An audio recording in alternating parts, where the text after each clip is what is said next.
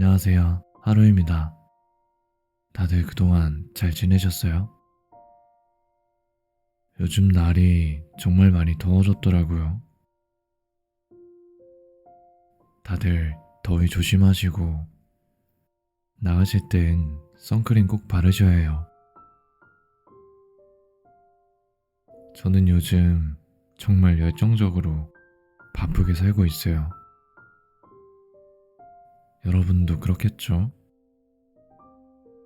저는 이러다가 혹여나 지칠까 생각도 되고 그러다 보니 한 번씩 되돌아보기도 해요.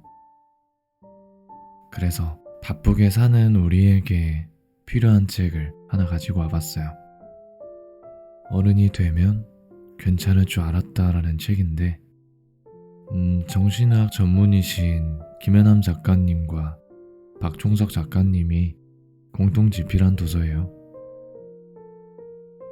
이 책은 열심히 살고 지쳐가고 있거나 지쳐있는 사람에게 꼭 필요한 책이라고 생각이 되더라고요. 이걸 읽고 나면 조금은 나에게 더 솔직해지고 몰랐던 날 알게 되기도 하고 애써 모른 척 해왔던 나를 돌아보는 계기도 되고요. 한번 그동안을 돌이켜보면서 들어보시면 더 좋을 것 같습니다. 그럼 한번 읽어볼게요. 어른이 되면 괜찮을 줄 알았다. 안녕, 나의 우울아. 살다 보면 아주 사소한 일에도 우울해질 때가 있다. 문득 거울에 비친 내 얼굴에서 주름을 발견했을 때, 친구가 서운한 말을 했을 때, 첫눈 오는 날 만날 사람이 없을 때 우리에게 우울이 찾아온다. 그리고 억울한 일을 당했을 때, 사랑했던 사람이 떠났을 때,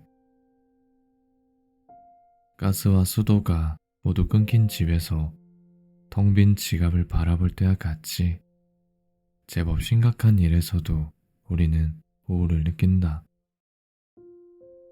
우울은 우리 삶이 가지고 있는 다양한 얼굴 중에 하나다. 일이 뜻대로 안 될 때, 사람들 사이에서 상처를 받았을 때, 자신의 한계를 느꼈을 때 등 우리는 삶의 순간순간 우울감을 경험한다. 그러나 이런 우울은 인생을 살면서 마주칠 수밖에 없는 좌절에 직면했을 때 이를 내적으로 이해하고 극복하기 위한 하나의 과정이기도 하다. 이러한 우울은 고통스럽지만 정상적인 우울이다. 그리고 시간이 지나거나 상황이 달라지면 자연스럽게 그때의 우울감도 사라진다. 우리가 좀 더 관심을 두고 정성껏 어루만져 주어야 할 우울은 이보다 조금 더 깊고 조금 더 오래 앓는 우울이다. 우울하다는 말조차 할 수 없을 정도로 아무것도 할 수 없는 무력감과 자신의 인생에서 희망이 사라져버린 듯한 깊은 절망감을 느끼게 되는, 이를 두고 우리는 우울증이라고 한다. 나는 현재 가장 비참한 사람이다. 만일 내가 느끼는 것을 온 세상 사람에게 나눠줄 수 있다면 이 지구상의 기쁜 얼굴은 단 하나도 없을 것이다. 내가 좋아질 것인지 알 수 없다. 그렇지 않을 것이라는 불길한 예감이 든다. 이 상태로 남아있는 것은 불가능하다. 죽거나 아니면 내게 벌어지고 있는 일이 좋아지거나 해야 한다. 이는 에브러함 링컨이 우울증을 앓고 있는 동안 자신의 심경에 대해 쓴 글이다. 링컨은 반평생 동안 우울증을 앓았다고 한다. 링컨의 글에서도 알 수 있듯이 우울증은 매우 고통스러운 병이다. 주위를 둘러봐도 탈출구가 보이지 않는 깜깜한 어둠뿐이고 스스로 몸 하나 움직이는 것조차 마음대로 되지 않는다. 모든 사고의 기능과 신체의 기능이 마치 모터가 꺼진 듯 멈춘 상태로 모든 정신과 신체의 기능들이 슬로우 비디오처럼 아주 천천히 돌아가게 된다. 이러한 우울증의 고통에 대해서 영국의 저명한 과학자 루이스 월버트는 우울증에 관한 희망의 보고서라는 책에서 다음과 같이 묘사하고 있다. 그것은 내 인생에 있어서 최악의 경험이었다. 아내가 암으로 죽어가는 것을 지켜보는 것보다도 더 괴로웠다.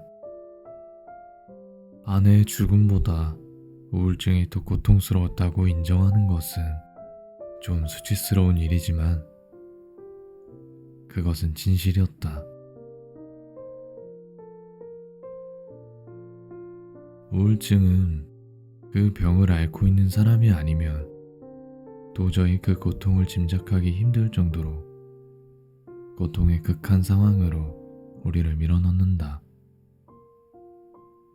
그래서 루이스 월퍼트도 부끄럽지만 그것은 아내가 암으로 죽어가는 모습을 지켜보는 것보다도 더 괴로웠던 경험이라고 고백하고 있는 것이다.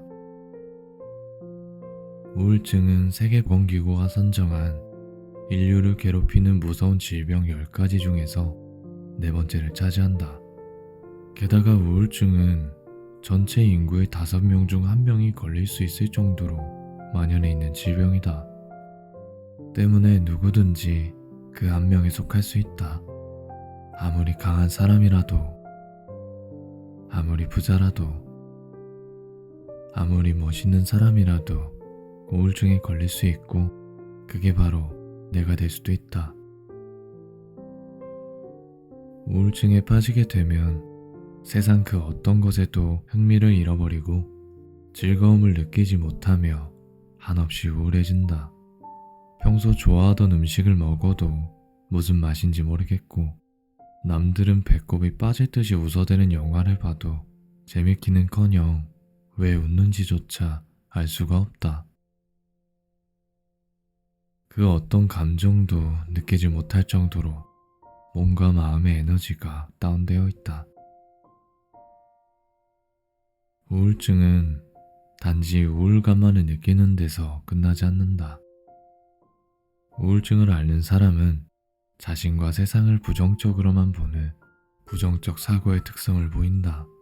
또한 막연한 죄책감이나 자신이 죄를 저질렀다는 죄악망상을 보이기도 하고 무가치감이나 자신은 가난하고 모든 것에서 실패했으며 아무것도 남지 않았다는 빈곤망상을 보이기도 한다. 때로는 죽을 병에 걸렸다는 신체적 망상을 보이기도 한다. 더군다나 우울증은 화병, 산후우울증, 고산병, 주부우울증 같이 여러 가지 다양한 형태로 나타날 수도 있다. 때문에 반드시 전문적인 치료가 필요하다.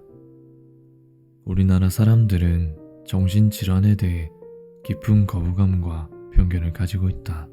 몸이 아픈 사람에게는 자연스레 병원을 찾아가 볼 것을 권유하면서도 마음이 아프다거나 우울하다고 하면 그것을 심각하게 받아들이지 않고 개인적인 성격의 문제나 의지의 문제로 돌려버린다. 게다가 정신의학과에 대한 편견 또한 매우 심각하다. 정신과는 소위 말하는 미친 사람들만 가는 병원 정도로 알고 있는 경우가 많으며 행여나 정신과에 다니는 것을 누가 볼까봐 집 근처 병원에는 절대로 가지 않는다.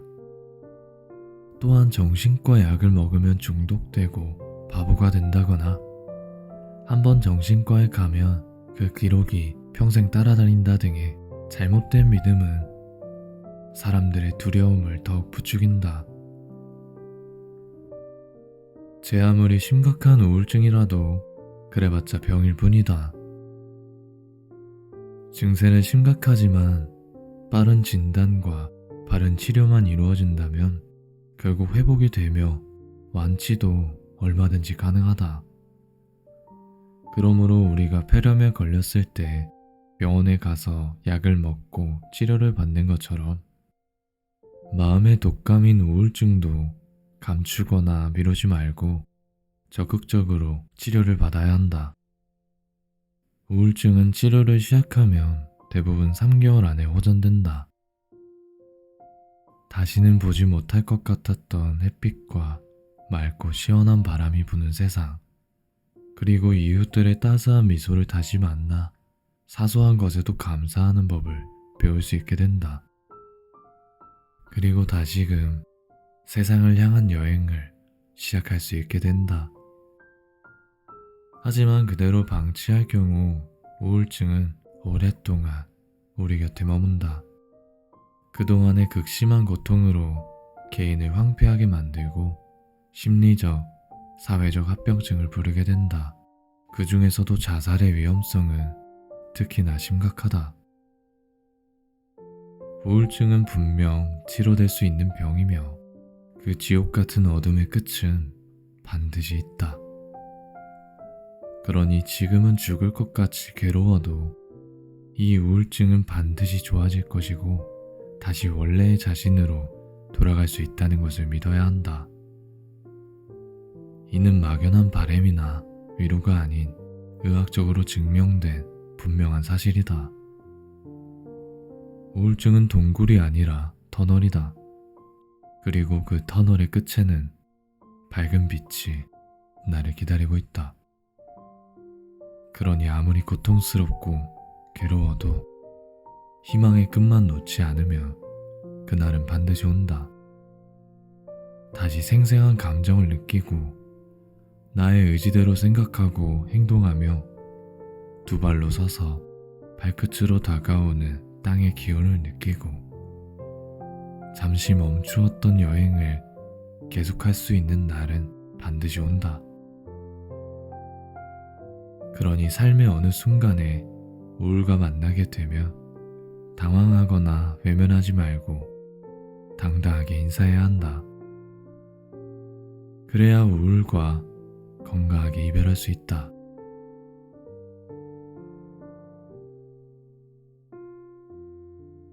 우울한 사람의 생각은 어둠의 물길을 따라 흐른다. 물은 흐르던 길로 계속 흐르려는 속성이 있다. 물은 높은 곳에서 낮은 곳으로 흐르고 이렇게 모인 물의 힘은 땅을 파서 물길을 만든다. 이 물길이 한 곳으로 흘러들면서 개울이 되고 강이 된다. 이렇게 강줄기가 형성되면 다음 물은 고민할 필요도 없이 이미 난 강줄기를 따라 흐르게 된다.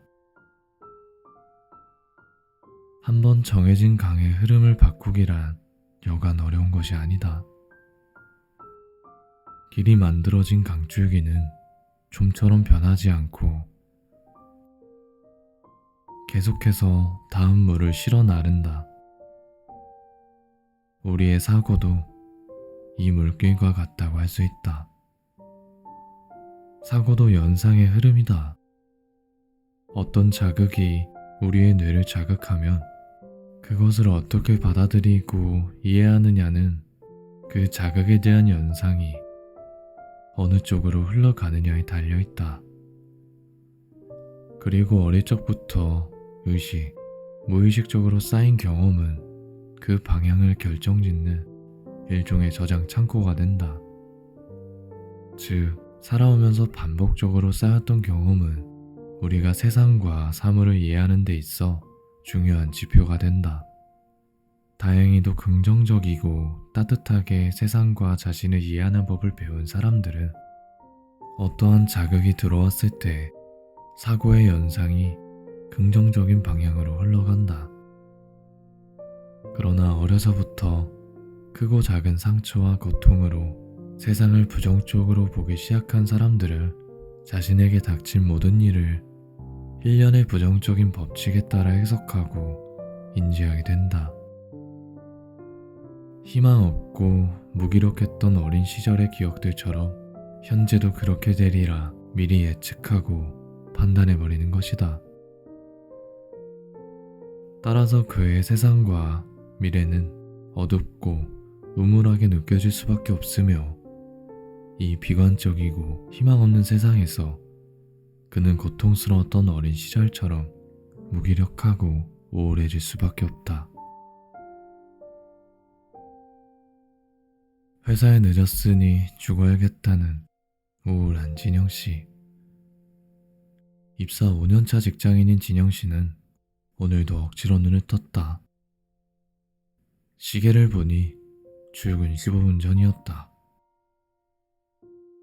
허겁지겁 세수만 하고 택시를 타려 했는데 오늘따라 택시가 안 잡혔다. 역시 난 운도 없어. 택시를 잡으려 애쓰면서 진영씨는 속으로 중얼거렸다. 간신히 택시를 잡아 타긴 했는데 회사가 당신 놀이터야? 지각을 하게? 라며 뼈통을 칠 부장의 얼굴이 떠오르며 오늘 하루를 어떻게 보내야 할지 막막해졌다. 그 순간 택시기사가 백미러로 자신을 흘낏 보더니 기분 나쁘다는 듯 인상을 썼다. 가뜩이나 우울한 진영씨는 더 의기소침해져서 어깨를 잔뜩 움츠렸다. 역시 난 안 돼. 어제 일도 변변히 마무리를 못 지었는데 오늘 지각까지 하게 됐으니 분명히 여러 사람 앞에서 창피당하겠지.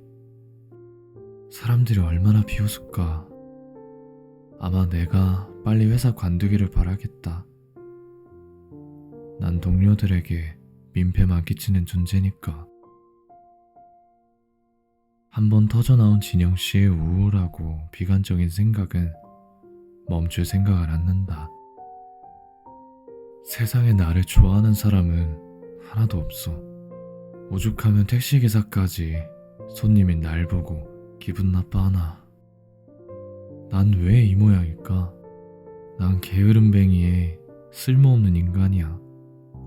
나 같은 실패자는 이 세상을 살 가치가 없어. 난 가족들에게 짐만 되는 존재야. 내가 없어져 주는 게 우리 가족을 위해서 더 좋을지도 몰라. 여기까지 생각이 미치자 진영씨는 갑자기 앞이 깜깜해지고 숨이 턱 막혔다. 자신의 미래에는 희망이 없어 보였다.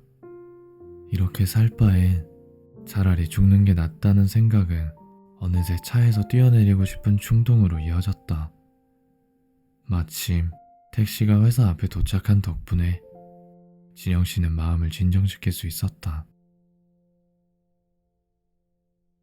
누군가에게는 별것 아닌 지각이 왜 진영씨에게는 죽음을 떠올릴 정도로 무겁고 우울한 일이 되는 걸까?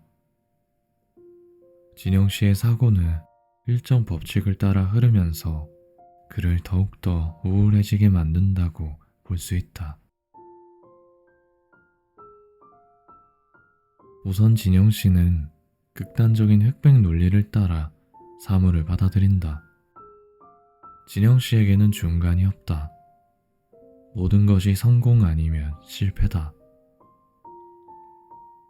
자신에게는 성공이나 실패 중에 한 가지밖에 없기 때문에 사람들 역시 자신을 좋아하거나 아니면 싫어하거나 둘 중에 하나일 것이라고 생각한다. 대부분 진영씨 같은 사람들에게는 완벽주의자적인 경향이 있다. 그렇기 때문에 작은 실수나 실패도 견디지 못한다. 사실 최근 진영씨의 회사는 야근이 다반사였다. 다들 지쳐 있어서 조금씩 늦는 것은 웬만하면 눈 감아주는 분위기였다. 피곤해서 그랬겠거니 하고 생각하면서 자신이 지각하는 것은 게으르고 무능해서라고 단정짓는다.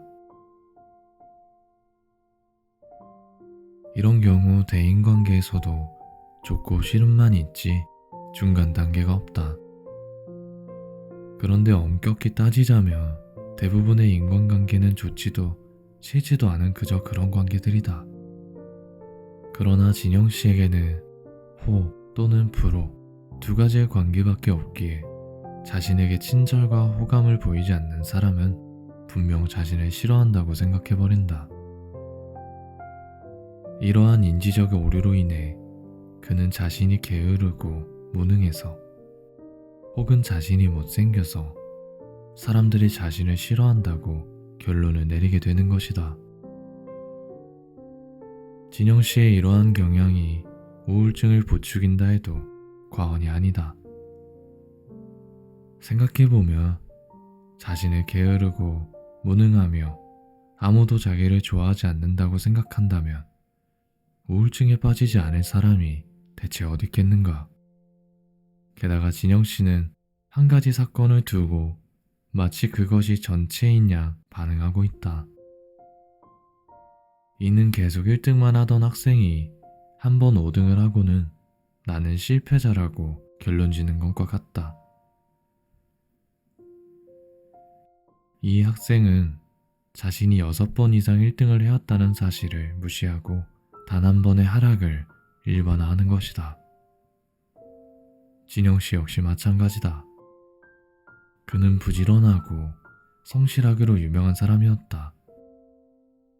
그런데 어쩌다가 지각 한 번 한 걸 가지고 자신은 게으름뱅이며 회사에 해를 끼치는 사람으로 일반화하는 것이다. 이렇게 부정적인 방향으로 사고의 연상이 흘러가다 보면 우리의 정신적인 필터는 그 많은 것들 중에 좋은 것들은 다 걸러내고 부정적인 것들만 건져 올리는 특성을 갖게 된다. 그리고 그 부정적인 것들로 전체를 판단하게 된다. 평소 진영 씨는 업무 면에서 탁월한 능력을 발휘하고 있었다. 그러다 최근 들어 머리가 아프고 집중이 안 되어 실수를 하고 말았다. 꼼꼼하고 완벽주의적이었던 그가 실수하는 것을 보고 동료들은 오히려 인간적이라며 반가워했다. 원숭이도 나무에서 떨어질 날이 있다더니 진영씨가 웬일이야? 라며 웃었는데 진영씨는 이를 사람들이 자신을 비웃는 것이며 자신이 실패하기만을 학수고대한 것이라고 해석했다.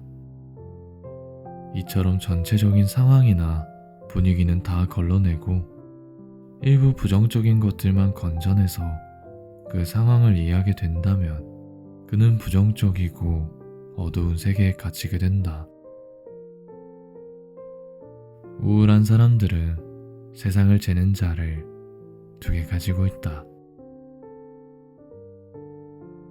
하나는 탄력성과 신축성이 있어서 마음먹기에 따라 사물을 넉넉하게 잴 수 있다. 그러나 다른 하나는 세막대기로 되어 있는 데다가 눈금도 아주 촘촘해서 그것으로 사물을 재기에는 아주 피곤하다. 그들은 타인을 평가할 때는 신축성 있는 자를 꺼내든다. 그리고 남들의 실수에는 그럴 만한 이유가 있었을 거야 라고 너그럽게 생각한다. 그러나 자신에게 쇠막대기 자를 꺼내 들고서는 꼼꼼하고 냉철하게 판단한다. 그리고 나는 역시 안 돼라고 결론 짓는다. 이전까지 제가 업무를 잘했던 건 그냥 운이 좋아서였어요. 이번에 실수를 해서 일을 망친 것만 봐도 알아요. 그냥 그게 원래 제 모습이에요. 진영 씨는 자신에 대한 부정적인 일은 의미를 크게 확대하고 긍정적인 일은 의미를 축소해서 받아들인다. 누가 자신을 칭찬하면 그저 듣기 좋으라고 하는 소리라 생각하고 남들이 조금이라도 자신의 실수나 잘못을 지적하면 상대가 자신을 원래 싫어했던 것이라고 확대 해석한다. 이처럼 항상 자신에게 부정적인 시각과 야박한 잣대를 들이민다면 우울해지지 않을 사람은 없다. 이외에도 우울한 사람들은 한두 가지 경험으로 성급하게 결론을 내리는 특성이 있다. 진영 씨는 지각을 예견하곤 동료에게 미리 전화해서 늦을 것 같다고 말을 해두려 했다. 그러나 동료는 다른 팀의 직원과 이야기하는 중이라 전화를 받지 못했다. 진영 씨는 동료가 전화를 받지 않자 그가 자신을 피하고 있다고 생각했다. 어떡하지? 나와 엮여봤자 평판만 나빠질 게 뻔하니 이제 사람들은 날 피하고 가까이 하려 하지 않을 거야. 그럼 나는 직장에서 견뎌내지 못할 거고 결국 이런저런 이유로 쫓겨나게 되겠지. 게다가 다른 곳에서도 나 같은 놈은 채용하지 않을 거고 결국 난 인간 쓰레기가 되어 비참하게 살다가 죽게 될 거야. 생각이 꼬리에 꼬리를 물고 증폭되어 여기까지 미치자 진영 씨는 차라리 지금 죽는 게 더 낫겠다는 생각이 들었다. 진영 씨가 보이는 이런 사고 과정의 특징을 독심술과 점쟁이 오류라고 한다. 독심술은 충분한 근거 없이 다른 사람의 마음을 마음대로 추측하고 단정하는 사고의 오류를 말한다. 이것은 매우 모호하고 사소한 단서로 다른 사람의 마음을 함부로 단정하는 오류다. 실은 택시기사는 배가 아파서 인상을 썼음에도 말이다. 그리고 진영 씨는 동료가 전화를 받지 않자 자신을 일부러 피하는 것이라 단정했다. 여기에서 한 걸음 더 나아가 진영 씨는 자신의 미래는 처참해질 것이라고 예측했다. 마치 점쟁이가 된 듯 미래를 예측하고 단정하는 것을 점쟁이 오류라고 한다. 스스로를 쓸모없다고 생각하는 사람의 마음은 얼마나 우울할까. 진영 씨가 그랬다. 그는 최근에 업무상 실수와 한 번의 지각으로 자신이 인생의 실패자며 쓸모없는 사람이라고 느꼈다. 진영 씨는 한 번의 실수를 내가 실수했구나. 요즘 너무 피곤한가 봐. 조금 쉬면서 재충전해야 할 것 같다라고 생각하기보다 난 타고난 실패자야 라고 완전히 낙인을 찍어버렸다. 이렇게 되면 그에게는 실수를 만회할 기회가 없어진다. 왜냐하면 그는 타고난 실패자라서 모든 것을 망칠 게 분명하니 말이다. 사실 이번 업무에서의 실수는 진영씨 팀의 신입사원 때문에 일어난 일이었다. 그런데 진영씨는 신입사원의 잘못을 자기가 떠맡는다. 그리곤 자신을 부하 직원 하나 제대로 가르치지 못하는 무능한 상사로 만들어버린다. 이렇게 자신과 무관한 사건을 자신의 책임으로 떠안는 것을 개인화라고 한다.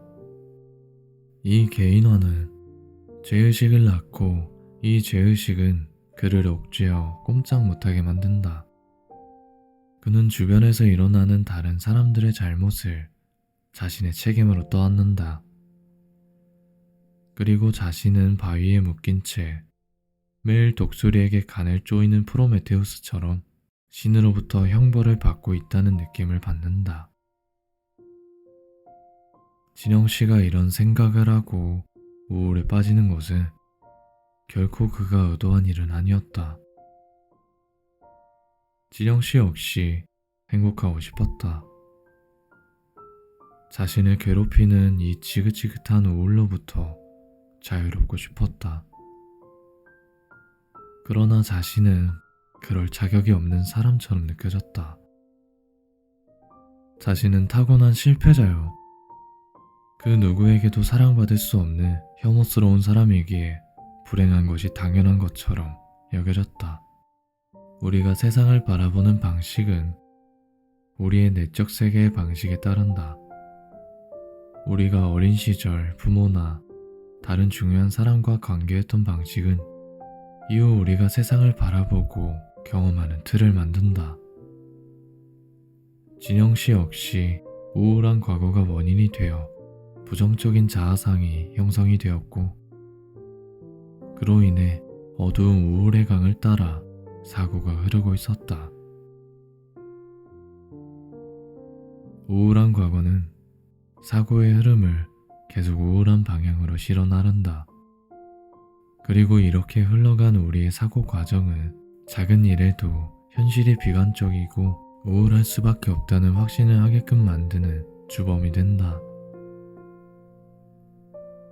흔한 예로 컵에 물이 반이 담겨 있을 때 긍정적인 사람은 물이 반이나 있네? 아껴 먹어야지 하고 반기지만, 부정적인 사람은 물이 반밖에 없네. 어떡하지? 큰일이네. 라며 걱정에 빠져든다.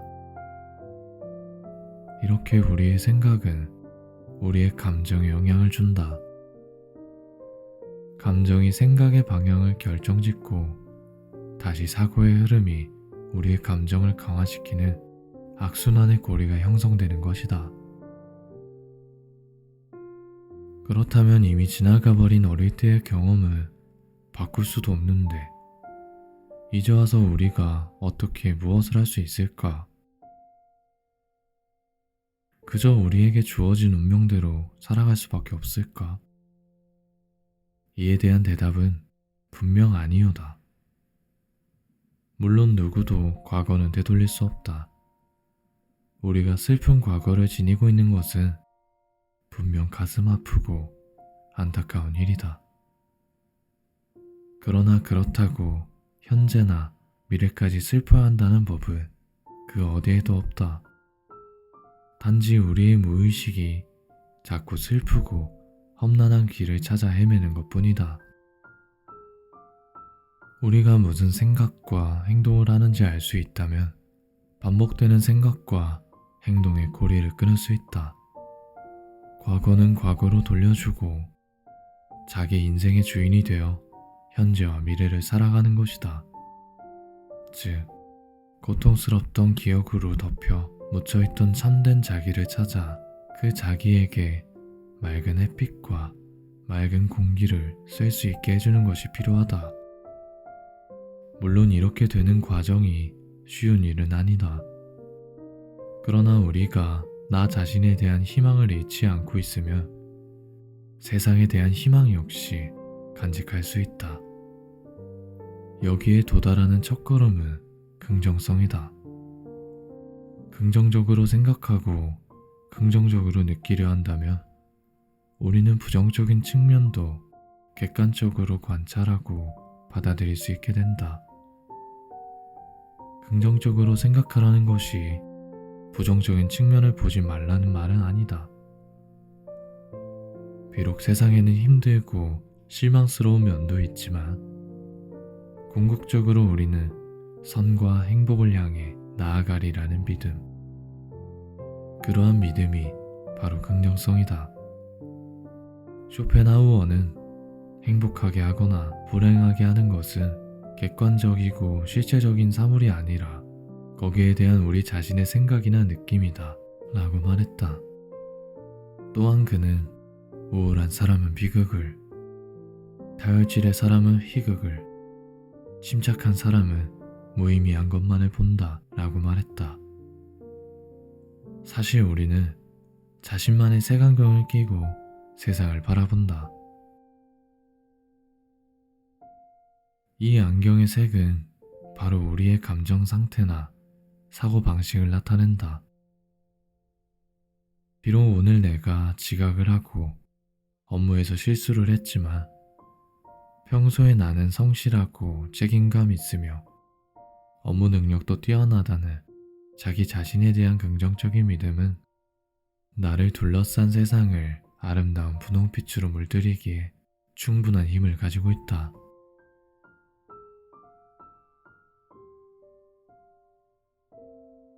탈대로 다 타버려 아무것도 남지 않은 당신에게 출근하는 것이 끔찍하게 싫은 날이 있다.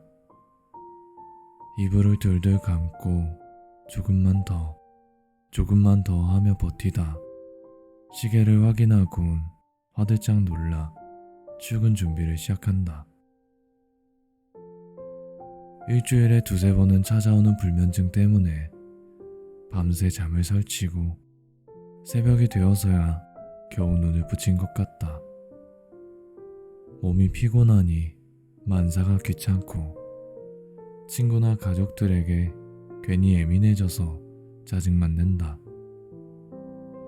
한국인의 90%는 주로 월요일 아침에 이러한 증상을 경험한다. 흔히 말하는 번아웃 증상을 겪게 되는 것이다. 번아웃 증후군은 공식적인 진단은 아니다. 급성 스트레스 장애와 적응 장애, 가벼운 우울증 등이 적당히 섞여 있는 증상을 말한다.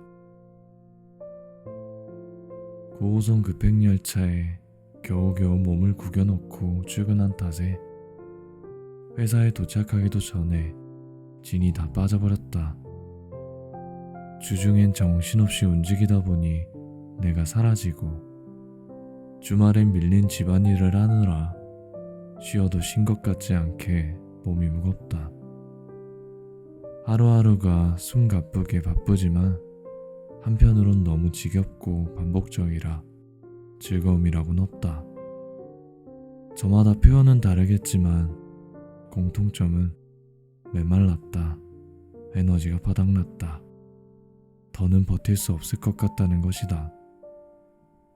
탈 대로 다 타버리고 아무것도 남지 않은 탈진의 상태에서 몸은 끝도 없이 바닥으로 가라앉고 신경은 한 올 한 올 예민해져서 날카로운 칼처럼 타인을 찔러댄다.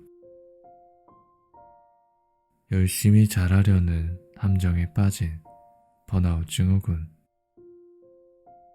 번아웃 증후군은 목표나 야망이 크고 이를 이루기 위해 전력을 다해 달리는 사람에게서 주로 나타난다.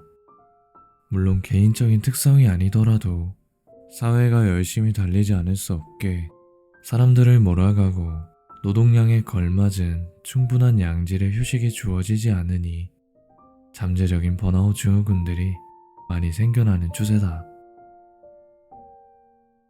번아웃 증후군이 생기는 이유에 뇌과학적으로 접근한다면 우리 몸의 에너지원인 도파민과 만족을 담당하는 보상회로의 이상 혹은 스트레스 호르몬인 코티솔의 불균형 때문이라고 설명할 수 있다.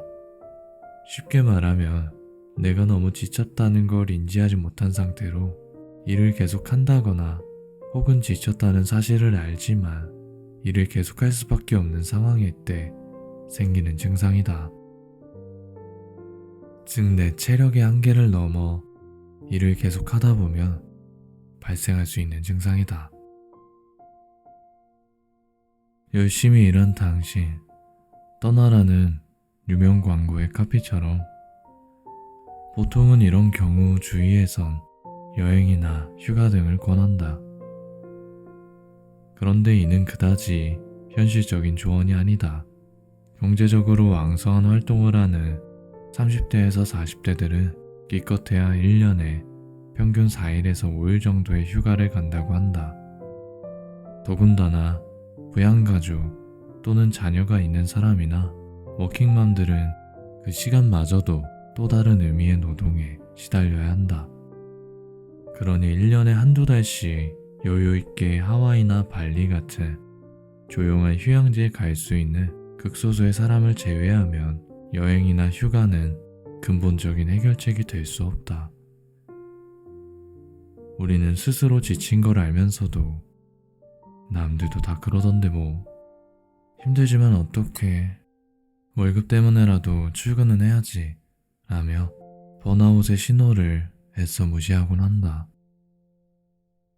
이렇게 내가 너무 지쳤다는 사실을 모른 척하거나 무시하면 우리의 몸과 마음은 눈치 없는 주인 대신 감정적, 신체적인 신호를 보낸다. 처음 본 사람에게도 언성이 높아지고 날카로워진다거나 사소한 일에도 싸움닭처럼 예민하게 행동하는 일이 생긴다. 오늘 누구 한 명만 걸려라. 나 한번 건드리기만 해보라며 벼르게 되는 것이다. 또한 미팅이나 업무를 점점 미루게 되고 거래처나 상사의 연락도 받기 싫어진다. 스트레스가 높아지면 불안과 우울의 감정이 조금씩 생기는데 이때에는 충분한 휴식으로 세로토닌이 만들어져야 피곤한 뇌와 마음을 달래줄 수 있다.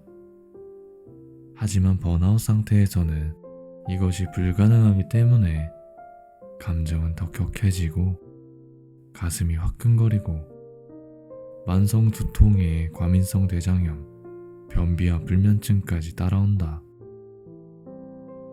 게다가 회복 탄력성이 떨어진 상태이기 때문에 주말에 하루 종일 자거나 쉰다고 해도 지친 몸과 마음이 쉽게 회복되지 않는다. 당신만의 속도를 즐기세요. 많은 자기계발서와 심리학 책에서는 조급해하지 말고 쉬면서 진짜 하고 싶은 일을 찾아보라고, 다른 사람과 비교하지 말고 소소한 행복에 만족해보라고 말한다. 그러나 몸도 마음도 지칠 대로 지친 사람들에게 공자왈 맹자왈 같은 그 말들은 머릿속에 쉬이 들어오지도 않을 뿐더러 마음을 먹고 마인드 컨트롤을 해보려고 해도 생각처럼 쉽지가 않다. 언젠가부터 우리 사회는 성공을 최상의 가치로 여기며 열심히 하는 것, 잘하는 것, 최선을 다하는 것을 부추기고 있다. 힘들고 지쳐서 쉬고 싶어 하는 사람에게도 기운을 내서 다시 잘해보라고 말하고, 무언가를 성취해 성공의 기쁨을 즐기려는 사람에게 작은 것에 만족하지 말고 더 큰 것을 향해 서둘러 뛰어가라고 말한다. 천천히 가도 된다고, 쉬어가도 된다고, 목적지로 가는 과정도 즐겨보라고 말해주는 사람은 드물다.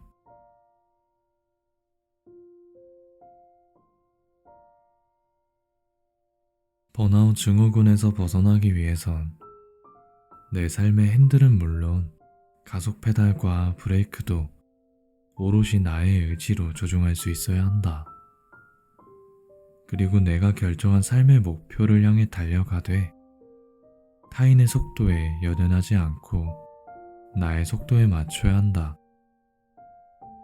옆 사람의 속도를 따라잡기 위해서 덩달아 속도를 올리다 보면 나의 페이스를 유지할 수가 없다. 그렇게 속도의 균형감이 깨지고 필요 이상의 과속을 이어가다 보면 탈진을 피할 수가 없다. 나의 속도를 유지하기 위해서는 타인의 속도에 연연하지 말아야 한다. 흔히들 인생은 마라톤이라며 지나치게 과속을 하는 등 속도 조절에 실패하면 완주하기가 힘들다고 말한다. 이런 당연한 진리를 알면서도 실수를 하게 되는 것은 나의 속도가 아닌 다른 사람의 속도에 휘말린 채 끌려가기 때문이다. 욕심 있게 나의 속도를 유지하기 위해서는 타인과 비교하지 말아야 한다. 남들이 빨리 달리든 열심히 달리든 그것은 그들의 속도다. 그렇게 열심히 뛰다 어딘가에서 고꾸라진다고 해서 내가 일으켜줄 것도 아니고, 그들의 페이스에 휘말린 채 내가 지쳐 쓰러진다고 해서 누구 하나 나를 일으켜 세워주지 않는다.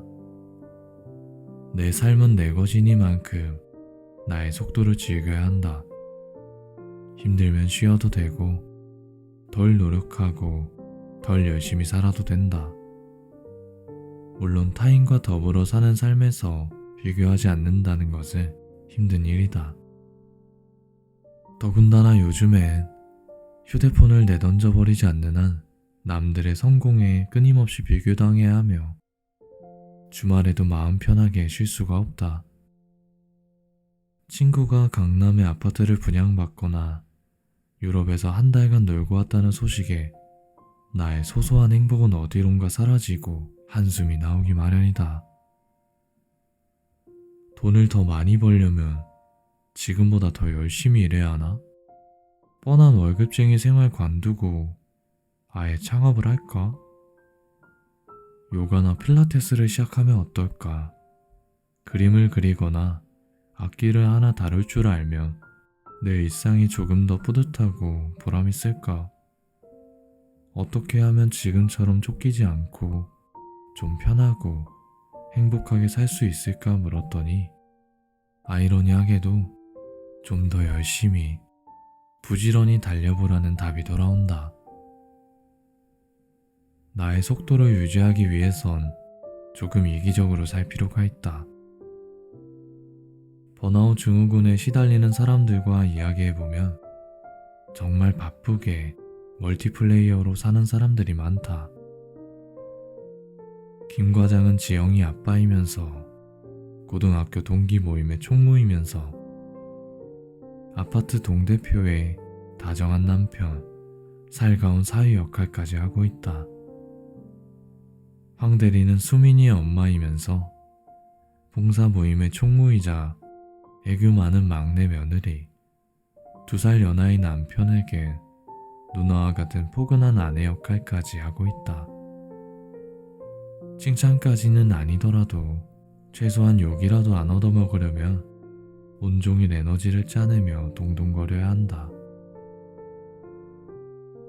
평소에도 에너지가 방전되지 않도록 페이스 조절을 잘해야 하지만 특히 몸과 마음이 힘들다는 신호를 보내면 모든 것을 제쳐두고 휴식과 재충전을 해주어야 한다.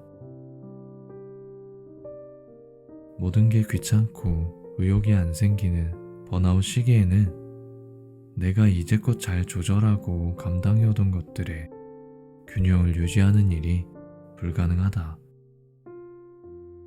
자신이 다 무너지고 메말랐는데 우울하고 도망가고 싶다는 생각뿐인데 어떻게 타인과의 관계와 역할에 충실할 수가 있겠는가?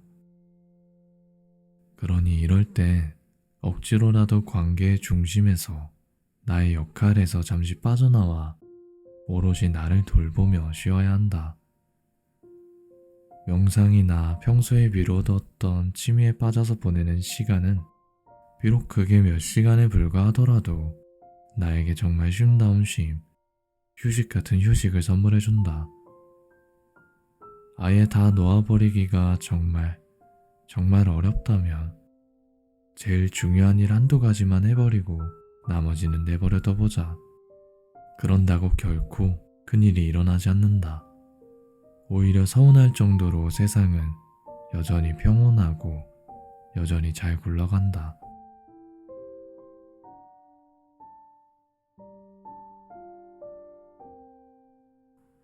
오늘은 여기까지 읽어볼게요.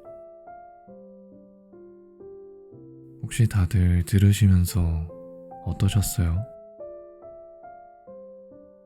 요즘 사람들은 정말 열심히 살기도 하고 바쁘게 살기도 하고 근데 나의 미래를 위해서는 열심히 살지만 나의 오늘을 돌보는 법은 다들 많이 모르시는 것 같더라고요. 저도 그랬고요. 읽어드린 부분들 외에도 안에는 우울하고 불안하고 또 무기력하고 여러 가지 감정들을 대하는 방식이나 방법에 대해서 많이 나와 있어요. 그리고 요즘 지치는 일이 많고 힘들어서 앞으로가 걱정되고 불안해서 나의 관계가 너무 힘들고 자존감이 낮아졌다면 꼭 한번 읽어보시길 권해드려요. 한 문장으로 정리하면 위로와 많은 배울 점을 갖춘 책이라고 표현하고 싶어요. 그러면 저는 다음에도 좋은 책으로 그리고 영상으로 찾아뵙겠습니다. 마지막으로 오늘도 너무 고생 많으셨어요.